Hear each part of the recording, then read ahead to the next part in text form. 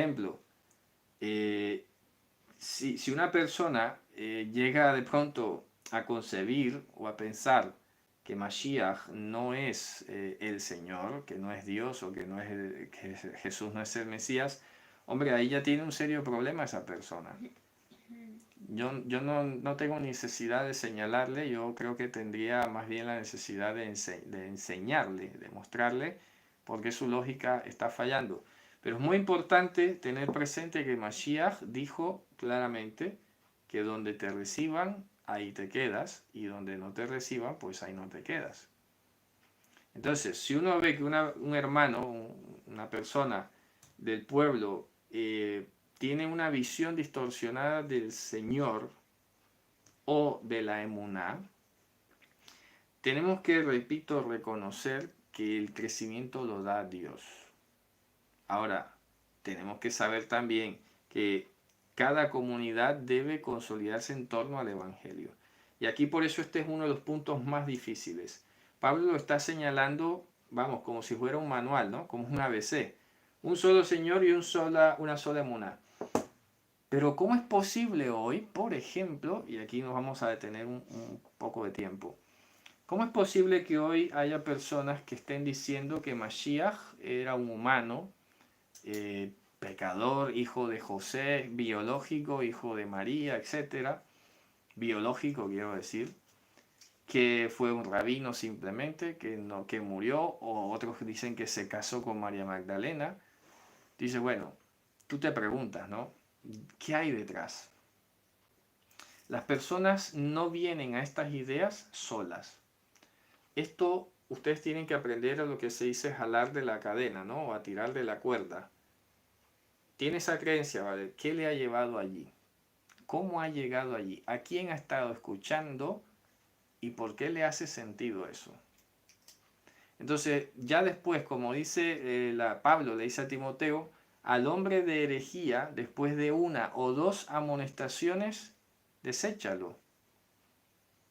Óigase bien, deséchalo en el sentido, oye, no insistas más allí. Que ya será Dios quien le traiga si ha de traerlo. Porque no te tienes que amarrar ni llegar a enojar tampoco, ni explotar, ni enfurecerte, porque el otro simplemente está allí con su obstinación o con su herejía o lo que sea. Después de una o dos amonestaciones, ya está. Porque el Evangelio es suficientemente claro en decir textualmente que Mashiach no es de esta creación, que no fue engendrado por voluntad de carne y sangre, que no es hijo de José ni nada. Entonces ahí es donde Pablo decía, si algún otro viene con un evangelio distinto, sea llamado ¿qué? Jerem. ¿Y eso cuándo? Cuando ya le has hecho dos amonestaciones. Mira, Jerem, con este no puedo tener contacto. Lo siento, no puedo tener contacto. Eso es lo que implica aquí un solo Señor.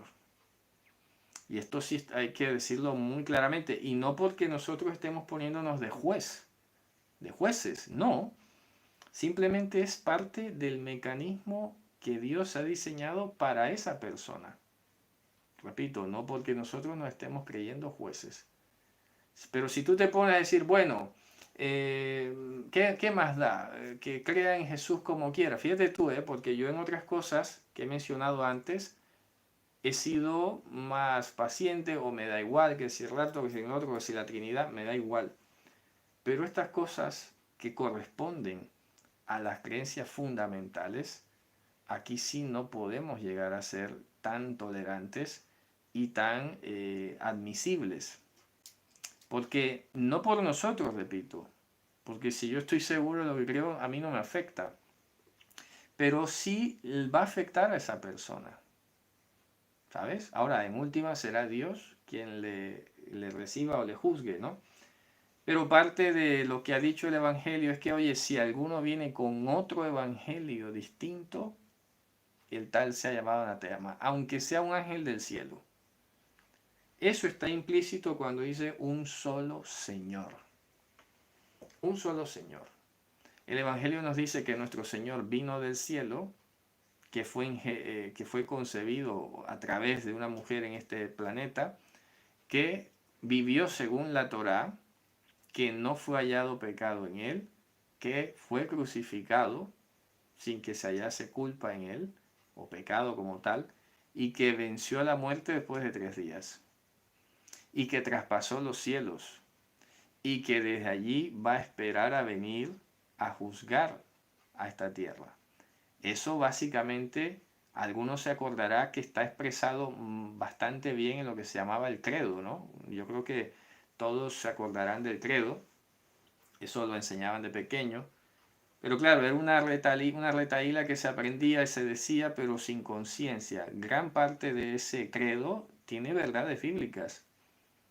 Claro, es así. Pero no vas a decir todo el credo como tal porque no se trata de eso. Además, pasa una cosa y es que la gente empezó a usar el credo como si fuera una oración.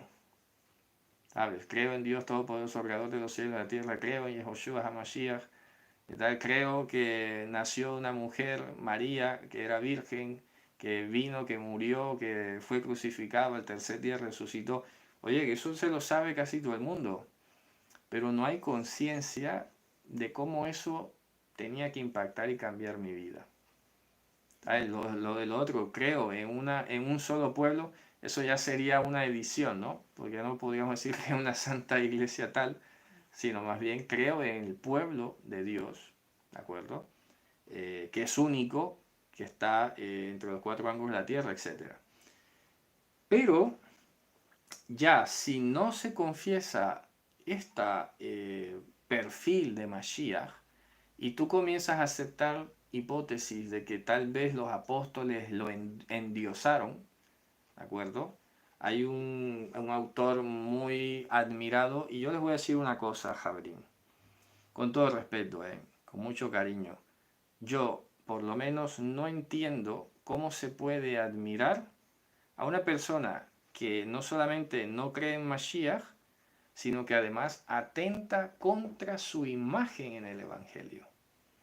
Entonces yo veo a algunos de nosotros, bueno, algunos de lo que hay por ahí en las redes, ¿no? Y en el entorno, citando al señor Piñera, por ejemplo, y teniéndolo como si fuera un referente, y resulta que este señor dice una cantidad de barbaridades, sobre todo la más importante es que Jesús fue endiosado por sus discípulos, que él nunca dijo que fuera el Mesías ni pretendió serlo, y va más allá, ¿no? Y termina diciendo que Jesús era un pescador fracasado, solo por rebajar al máximo y volverlo lo más común posible. Y que todo lo demás se lo inventaron los discípulos y la cristiandad posterior, etc. ¿De acuerdo? Entonces no puede ser que la imagen que tiene el Evangelio sea atacada y deteriorada. Así que acuérdense lo que implica un solo Señor. Porque si bien, repito y vuelvo a repetirlo, podemos ser flexibles o pacientes con creencias secundarias, esta creencia no es secundaria. La figura de Mashiach, nuestro Dios y Salvador, tiene que ser fundamental para saber con quién vas a tener comunión. Viene Pesaj pronto, por ejemplo. Y claro, tú tienes que tener bastante claro con quién vas a compartir la mesa. ¿O es que vas a preferir a un judío que no cree en Mashiach a un hermano cristiano que sí cree en Mashiach? ¿A quién vas a preferir? ¿Me explico? Ahí está el detalle que, vamos, que yo creo que no llega ni a dilema. Pero claro, como ahora estamos en la onda de los mandamientos, entonces hay algunos que pensarán que es mejor uno que guarda Torah a uno que de pronto no la tiene tan clara. Pero resulta que aquí no podemos perder de vista, no podemos perder entre las ramas que es el Ruach HaKodesh el que ha cambiado la vida de esa persona. Eso no es poca cosa, ¿eh? No es poca cosa. Acuérdense que lo estudiamos también en el Evangelio de Juan. ¿Se acuerdan cuando hablamos del endemoniado Gadareno? Que lo liberó Mashiach mismo y él quiso seguirlo y Mashiach, como su Señor, le dio una orden. Dijo, no, ve y cuenta en tu casa lo que Dios ha hecho por ti. Sencillo, ¿eh? Luego, en otra parte, venían los discípulos, Señor, mira, estos no andan con nosotros. Dice, bueno, el que no está contra nosotros, por nosotros es. ¿cierto? Ya está. Eran respuestas fulminantes, ¿no? Porque claro, me imagino yo que los discípulos querrían, como cualquiera de nosotros a veces lo ha querido, agrupar y que estemos todos juntos, que lo he venido diciendo, ¿no? Todos juntos allí, creciendo el rebaño, y Mashiach le dijo, tranquilo, si no está con nosotros, después que no esté en contra, ya va por nosotros. No pretendas que esté aquí junto. El hecho que no esté aquí junto con nosotros no quiere decir que no esté. Eso sí, pendiente que sí es parte del pueblo. Isabel, parte del pueblo, es lo que estamos hablando ahora acerca de a quién reconoce como Señor. Porque, repito, no es lo mismo, no se puede pensar que hay mayor comunión con el pueblo judío solo porque ellos crean en Hashem. Resulta que estamos perdiendo de vista que Mashiach es Hashem. Si no lo confiesa, pues no es parte todavía. Eso no significa que han sido desechados, porque Pablo ya lo habló en Romano, eso yo no necesito ni aclararlo. Eso significa que estas ramas están parcial o temporalmente separadas y que Dios es poderoso para volverlas a unir. Ya está. Que en ese entretiempo Hashem está metiendo gentiles allí injertados contra la naturaleza para ser parte de un mismo pueblo, eso es otra cosa, pero nunca para reemplazar. Porque es que estamos viniendo a ser parte de un pueblo, no para reemplazar al pueblo. Ya está, es muy sencillo, no necesita mayor ejercicio mental, ¿no? Entonces luego quiero retomar la siguiente parte, que es la pistis, la emuná, de la que empecé a hablar. Y aquí está el problema. Primero que todo, la emuná es un fruto de Ruach HaKodesh. Primero que todo, ¿no? Estaba en la carta a los Gálatas. La emuná es la educación de Dios, la educación divina. La emuná es Dios mismo manifestándose y enseñándonos a ser como Él. Eso es la emuná, ¿ok? Es Dios manifestándose y enseñándonos a ser como Él. Mira que estoy haciendo énfasis en esto. Si eso todos lo llevásemos directo con Él y no hubiese intermediarios humanos, yo creo que podríamos decir que todos tenemos la misma emuná. ¿Me explico? Ojo lo que estoy diciendo. Si eres un creyente de verdad y Dios se ha manifestado a tu vida y te está enseñando su carácter y tú estás manifestando ese carácter progresivamente en tu vida, entonces tenemos la misma emuná. Porque emuná es educación. No es fe. ¿De acuerdo? Lo digo así, no es fe porque, claro, yo sé que la mayoría entiende la palabra fe como un pensamiento muy optimista, muy positivista, como una convicción.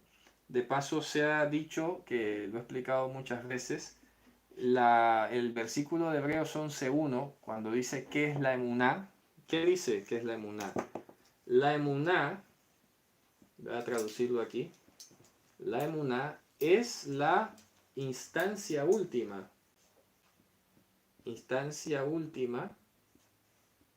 de nuestra esperanza.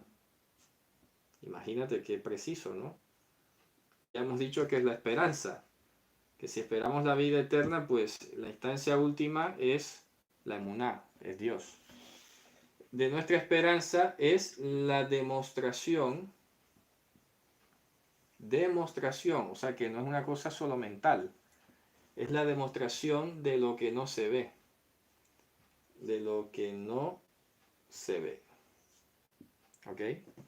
Claro, porque la emuná la hemos recibido todos nosotros. Sí, la hemos recibido, es algo intangible. ¿Se acuerdan que eso también lo hablamos en el himno, ¿no? El poal de Hashem, el mifal de Hashem, la actividad que hace Hashem es intangible. Esa actividad intangible es la emuná, es la educación. Pero luego se va a traducir, ¿por qué? Porque la emuná es la demostración de lo que no se ve. Entonces esta emuná, cuando habla de demostración, ¿de qué estamos hablando aquí? Hombre, de las obras, del fruto, obras, fruto, testimonio, ¿ok? Y todas las demás cosas. Porque entonces ya Dios se va a encargar de, por su llenura y por su propósito, de derramar en nosotros dones, por ejemplo, también. Podemos meterlo aquí. Obras, frutos, testimonio, dones que se va manifestando porque hemos recibido la emuná, la educación de Dios. ¿Sabes? Mira qué fácil es, ¿no? Entonces no se trata de que todos estemos creyendo, ojo, en el sentido contemporáneo, la misma cosa y todas las mismas cosas.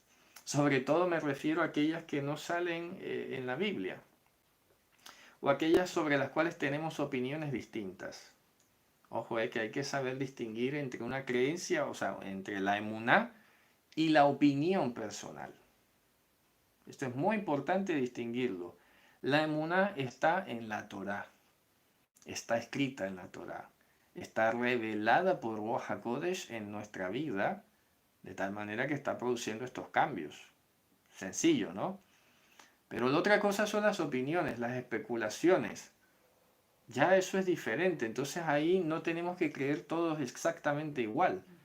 Y no quiere decirle que si no cree igual que yo, entonces está mal o que no pertenece al cuerpo. No, porque eso no es parte de la emuná. ¿Vale? La emuná tiene que ver, repito, con cómo nosotros imitamos a Dios. Ya lo dice Pablo, ¿no? Sed imitadores de Dios. Antes se puso él como ejemplo, ¿vale? Pero luego en otra parte dice sed imitadores de Dios. Vamos a buscarlo. ¿Ok? Eso aparece en Efesios capítulo 5 precisamente. Vamos a leerlo. El versículo 1, aquí dentro de la misma carta. Sed pues imitadores de Dios, como hijos amados. Ya está. Eres hijo, pues imítalo. Eso significa que como hijo tienes que estar al lado de tu padre. ¿Y dónde está Dios? Hombre, no solamente está dentro de ti, es que está escrito su pensamiento, su instrucción está allí. La emuná ha sido derramada en tu corazón. Aparte que el concepto de tener fe no se entiende. Exacto, es que no se dice tener fe porque tú la recibes. Ojo, no se tiene fe, la recibes emuná. Porque todos hemos venido al mundo ignorantes. Yo eso lo explicaba en una clase, ¿sabes? Hay testimonio y hay evidencia de que si tú dejas a un niño en la selva, se porta como un animal. Ni siquiera adquiere maneras humanas. No aprende a hablar, no aprende ni a caminar erguido. ¿Por qué? Porque todo lo recibimos nosotros. Lo que pasa es que el humanismo se ha encargado de dar a entender como que el ser humano es lo máximo. Y ahí es donde influye mucho esta creencia como que fuimos hechos a imagen y semejanza de Dios. Y claro, la humanidad se ha quedado, inclusive el incrédulo, inclusive el incrédulo te lo dice, pero es que somos imagen y semejanza de Dios. No, estás equivocado. Eso fue solo al principio un plan.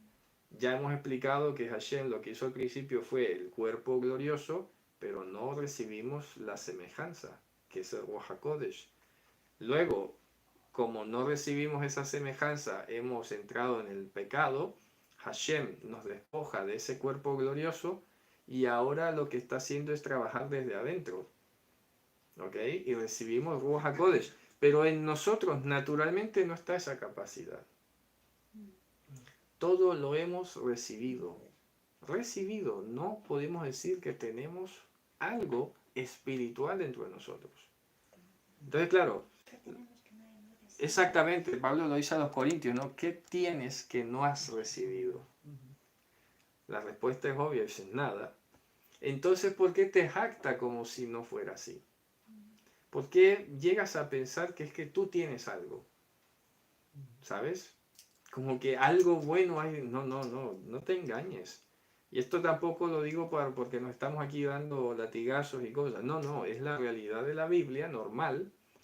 Sabemos de dónde hemos venido, de dónde hemos sido sacados, pero oye, que todo ha sido por Él. De Él, por Él y para Él. Todo lo hemos recibido. si tú has recibido la emuná de Dios, tendrás que dar esto: obras como resultado, fruto, testimonio, dones. Todo lo administra Él. Pero repito, no se trata entonces de pensar de que todos tenemos que creer exactamente todas las mismas cosas. Porque por este tipo de cuestiones, por eso Pablo, y lo he venido diciendo de antes, no discutáis ni contendáis sobre opiniones. Porque tantas cosas nos causan divisiones hoy en día, que repito, ya no sabes a veces ni qué hablar, porque es que ya enseguida no gusta, es que esto no me gusta, o esto no me gusta, o esto no me gusta. Y resulta que son fisuras, y sobre todo son fisuras cuando vas hablando como por debajo y vas como socavando y cosas, y dices, bueno, pero ¿a dónde vamos? Yo soy un creyente, y si tú eres un creyente tenemos muchísimas cosas en común por las que trabajar, como para luego pensar con malicia el uno del otro, ¿no? Por eso la emuná es una sola y tiene una forma muy fácil de reconocerse. Y luego dice un